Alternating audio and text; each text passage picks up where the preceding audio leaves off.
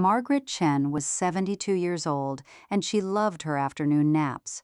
Her family smiled when they saw her dozing in the recliner after lunch every single day without fail. They called it her little ritual. She earned it, they said, a lifetime of hard work, and now she could finally rest whenever her body told her to rest. But Margaret's naps were getting longer. What started as 20 minutes after lunch became an hour, then 90 minutes, then she started napping in the morning too before breakfast. Her daughter noticed but said nothing. Mom is just getting older. That is what happens. You sleep more. Your body slows down. It is the most natural thing in the world, except it was not natural. Margaret's body was not resting. It was sending a distress signal that her entire family missed because they believed a myth that almost everyone believes, the myth that napping is good for you as you age, that more sleep means more healing, that when your body wants to shut down during the day, it is doing something healthy and restorative. I'm Vita. Today, I'm going to show you what a major new study just revealed about napping after 50. I will explain the biology your doctor has not told you and give you 3 steps to protect yourself. This is not about sleep deprivation. This is not about insomnia. This is about something that looks like rest, but is actually your body waving a red flag that nobody around you can see. And before we go any further, I want you to know something important. If you nap occasionally for short periods in the early afternoon, that is perfectly fine. This is not about scaring you. This is about a very specific pattern, a pattern that researchers just tracked for 19 years in over 1,000 seniors, and what they found should change how every family watches their parents age. Let me take you back to Margaret.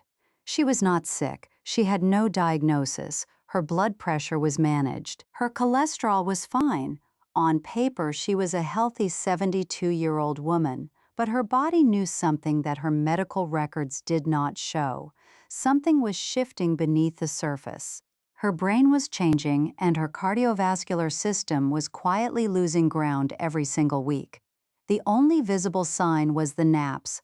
Longer naps, more frequent naps, naps that moved from the afternoon into the morning, naps that her family celebrated instead of questioning because napping seemed so harmless. Now here's where this gets personal for you. I want you to think about your own routine. Do you nap every day? Has the length of your naps increased over the past year or two? Have you started napping in the morning instead of just the afternoon? Have the people around you stopped mentioning it because they assume it is just part of getting older and there is nothing to worry about? If you answered yes to any of those questions, then what I'm about to explain could genuinely change the trajectory of your health. Not because napping causes harm, but because of what the napping reveals. Think of it this way. A smoke detector does not start a fire, but when it goes off, you do not ignore it and say, well, the detector is just doing its thing. You investigate what triggered the alarm. Your napping pattern is a smoke detector, and the alarm has been going off in millions of homes across the country, and almost nobody is paying attention because we have been taught that napping equals health. The study I'm going to walk you through was published just days ago. Researchers at Mass General Brigham and Rush University Medical Center followed over 1,300 seniors for up to 19 years. They did not ask people how much they napped. That is what previous studies did, and it was unreliable because people forget or they underestimate. These researchers used wearable devices that tracked actual sleep behavior objectively, every nap, every minute, every time of day. For up to 19 years, that level of precision had never been applied to this question before, and the results were not what anyone expected to find. Before I share those results, let me explain what is happening inside your body when you nap excessively. Because this is not about willpower or laziness. This is biology, and it deserves your full attention right now. Your brain has an internal clock called the circadian system. It tells your body when to be alert and when to wind down. In a healthy person, this clock runs on a predictable 24-hour rhythm. When you're young, this clock is strong. It keeps you awake during daylight and pushes you towards sleep at night. But as you age, this clock begins to weaken and its signals become less reliable over time. Now, here is the part that most people never hear. When the circadian system weakens, it does not just make you sleepy, it affects your blood pressure regulation, your immune function, and your ability to clear waste from your brain. Your brain has a waste clearance system called the glymphatic system. It works best during consolidated nighttime sleep. When your circadian rhythm fragments and you start sleeping in scattered bursts throughout the day, something breaks.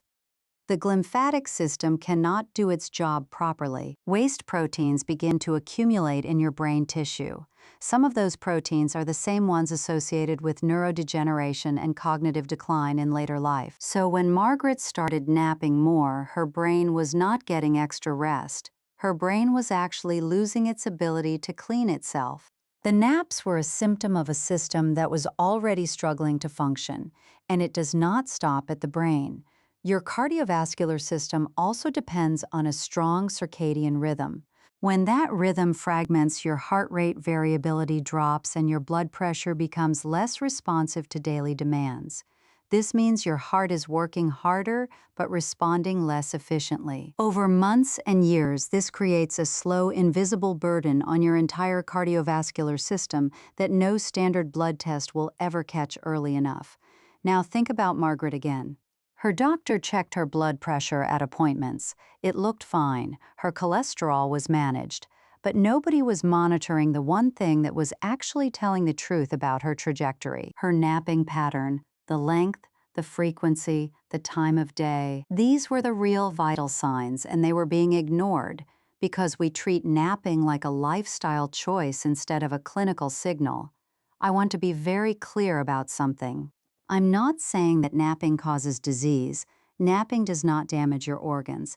Napping does not attack your brain. That is an important distinction that matters here. What the evidence shows is that excessive napping is a marker. It is a behavioral fingerprint of something happening underneath, and the earlier you recognize that fingerprint, the earlier you can intervene and change your outcome. Let me give you an analogy. If your car starts making a grinding noise when you brake, you do not blame the noise for damaging the brakes. The noise tells you the brake pads are already worn down. Excessive napping is the grinding noise. The wear is already happening, and if you wait until the symptoms become obvious, like memory loss or a fall or a cardiac event, you have waited too long. Now let me walk you through what the researchers actually found when they analyzed 19 years of objective napping data from over 1,300 community-dwelling adults. The numbers tell a story you need to hear. Over the tracking period, 69% of the participants died. That is not unusual for a study following older adults over 2 decades. But the pattern of who died and when was directly connected to their napping behavior. Every additional hour of daytime napping per day was associated with a 13% increase in mortality risk. Not a small trend, not a statistical quirk, a consistent, measurable escalation that held up after adjusting for other factors. And every additional nap taken per day was linked to a 7% increase in mortality risk. More naps meant more danger, not because the naps were harmful, but because more napping meant more underlying decline was already underway. But the finding that surprised the researchers most was about timing. Morning naps carried a 30% higher mortality risk compared to early afternoon naps, 30%. Just from the time of day the nap occurred. Why does morning matter so much? Because your circadian system is supposed to be at its strongest in the morning. That is when cortisol peaks and alertness should be highest naturally, without any effort from you. If your body is shutting down for sleep during the morning hours, it means your internal clock is severely disrupted. And severe circadian disruption is one of the earliest markers of neurodegenerative and cardiovascular decline in older adults. Margaret napped in the mornings. Her family thought she was just tired from waking up early, but her body was telling a different story, a story that nobody around her was trained or equipped to read properly. Now, I want to pause here and speak directly to you.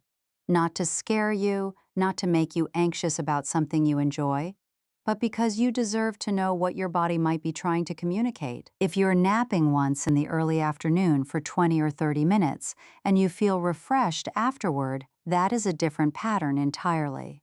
That kind of nap is associated with alertness and is generally considered restorative sleep. The concern is when naps become longer, more frequent, and start shifting into the morning hours. That is the pattern the researchers identified as a warning signal. That is the pattern that correlated with significantly higher mortality risk. And here's what makes this so important for you specifically. This pattern often develops slowly over months or even years. You do not wake up one day and suddenly start napping dangerously. It creeps in gradually without announcement. Your partner notices but says nothing. Your children visit and see you dozing and assume it is age. Your doctor does not ask about napping because it is not on any standard screening questionnaire used in routine visits, so the signal goes unheard. The alarm rings in an empty room. And by the time a diagnosis arrives, whether it is cognitive decline or cardiovascular disease, the window for early intervention has already narrowed significantly for you. This is exactly what happened to Margaret.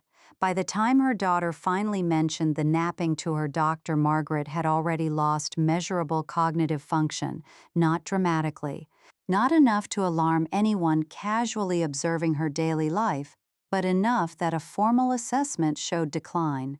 And when the neurologist reviewed the timeline, it became clear that the napping changes had started almost 2 years before any cognitive symptoms appeared in conversation or memory. 2 years. 2 years of a signal that was visible to everyone in her household every single day.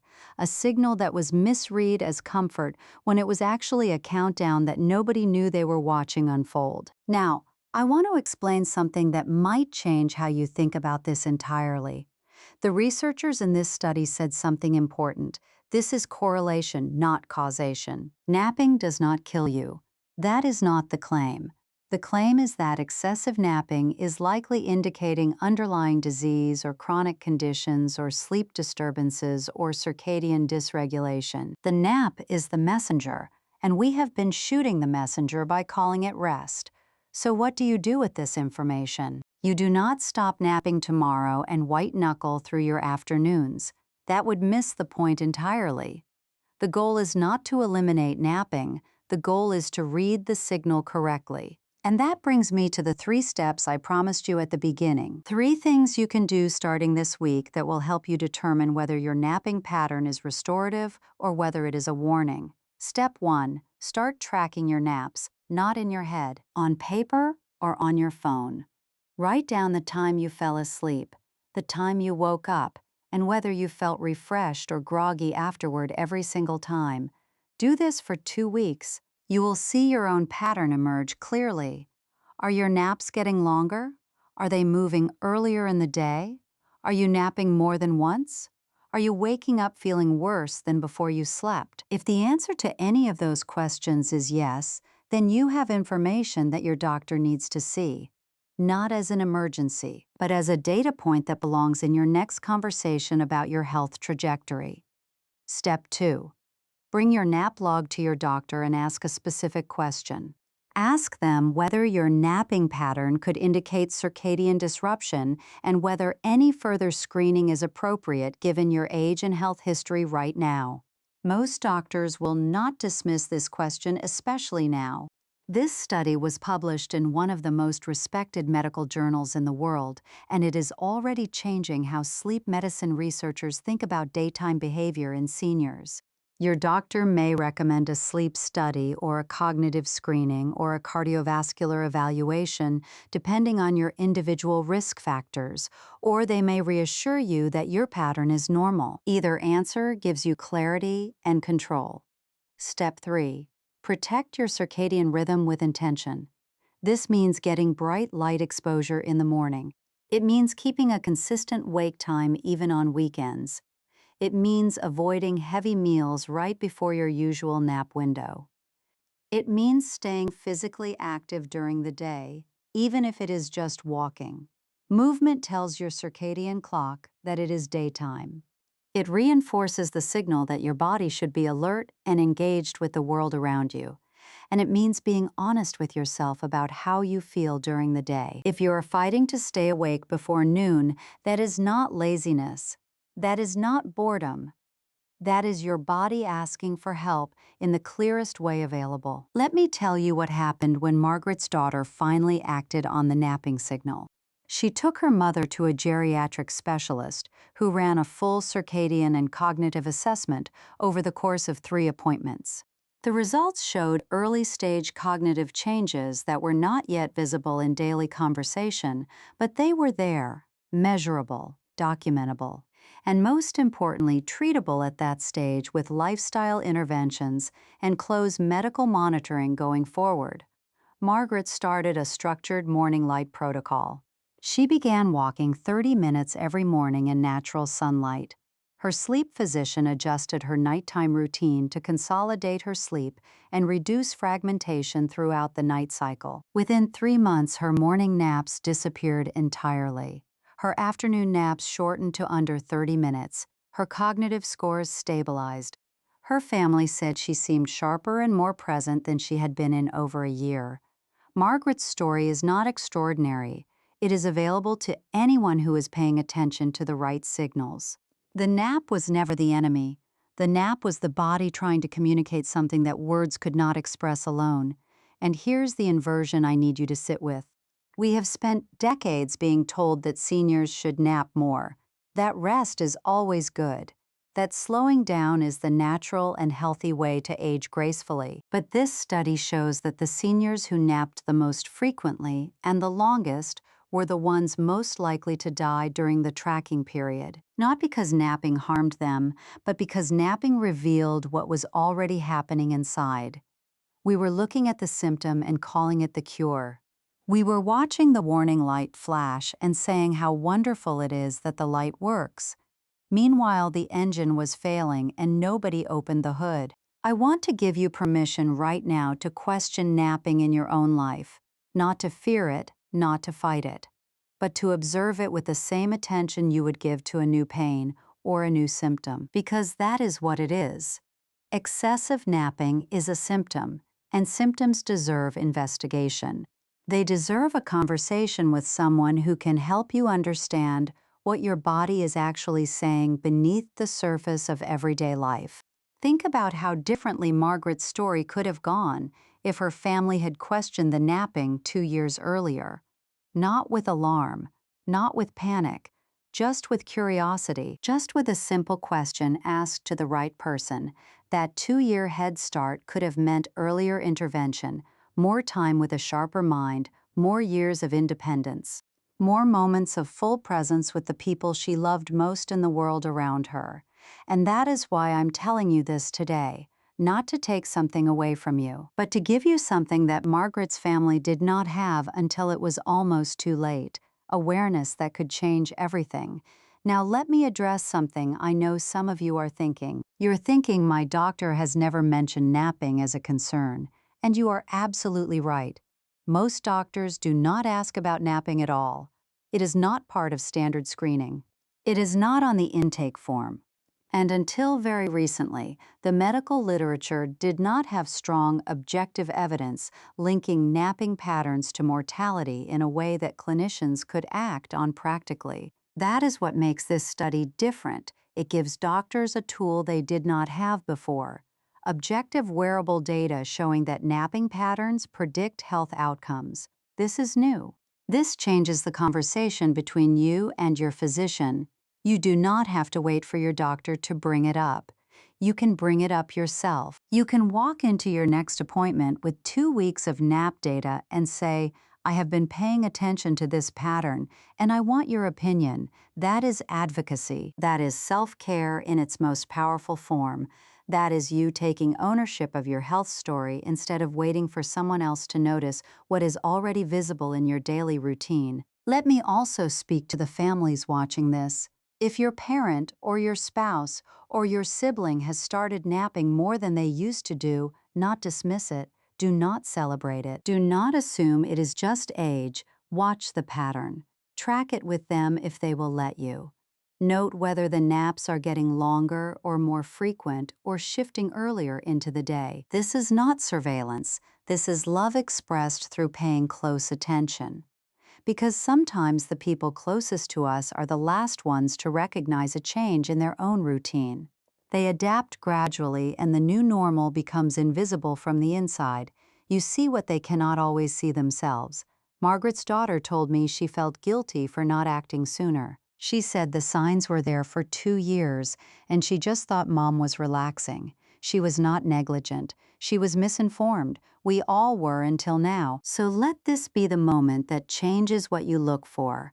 Let this be the day you start treating napping not as decoration on a peaceful afternoon, but as data. Real physiological data that tells a story about your future health. If you are finding value in this kind of information, then I want you to subscribe to this channel right now. I share evidence-based health insights for anyone over 50 who wants to take control of their own health journey. Every video I make is built on real published research, not trends, not fads, not fear. Just science translated into plain language that helps you make informed decisions with your doctor about what comes next for your body and mind. Now, before I close, I want to come back to the bigger picture, because this is not just about napping. This is about a fundamental shift in how we understand aging and what our daily habits are actually telling us. For decades, the medical system has waited for symptoms to appear before taking action. You feel chest pain, and then we investigate. You forget a name, and then we screen. You fall, and then we assess your bones. But what if the signals were there all along, hiding in plain sight inside the routines we never thought to question? What if the way you sleep during the day reveals what is happening inside your body before anything else does? That is the future of preventive medicine for adults over 50. Not waiting for the crisis, but reading the quiet signals that precede it. And napping is one of the clearest signals we now have objective evidence to support. The researchers behind this study said it clearly. Now that we know there is a strong correlation between napping patterns and mortality rates, we can make the case to implement wearable daytime nap assessments in clinical settings. That means in the near future, your doctor might prescribe a wearable device not to count your steps, but to monitor your napping, to watch for the pattern shifts that predict decline months or even years before a diagnosis arrives. But you do not have to wait for that future. You can start today. A notebook and a clock are all you need to begin collecting the most important data about your health that nobody else is tracking for you. Write down when you nap. Write down how long. Write down whether it was morning or afternoon. Do this for 14 days and you will have a clearer picture of your health trajectory than most routine blood panels provide. I know that sounds like a bold statement, but think about it. Your blood panel shows a snapshot of one moment. Your nap log shows a trend across days and weeks. Trends predict outcomes. Snapshots often miss what matters most. Let me leave you with one more thought about Margaret. She is 74 now. Her morning naps are gone. Her afternoon naps are short. Her cognitive scores have held steady for 18 months since her intervention protocol started. She told her daughter last month that she feels like she got 2 extra years that she almost did not get. 2 years of clarity. 2 years of remembering her grandchildren's names without hesitation or that painful pause that used to come. Those 2 years did not come from a miracle drug. They did not come from an expensive procedure. They came from someone finally paying attention to a nap and asking the right question at the right time in the right room. That question is available to you today, right now.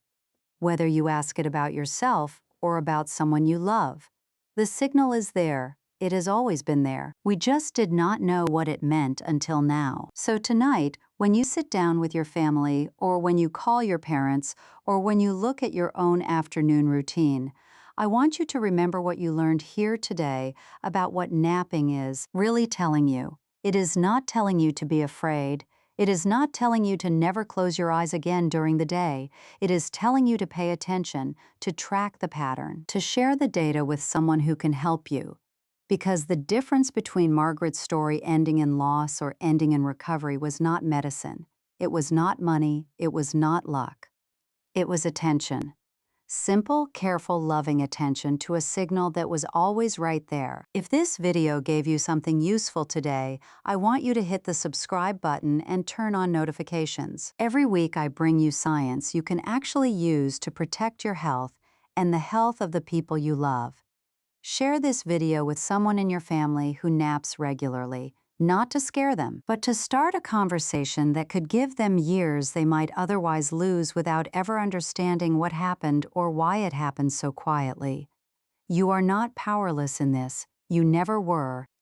The information was just not available until now. But now it is here, published, peer-reviewed. 19 years of evidence sitting in front of you, ready to be used for your benefit.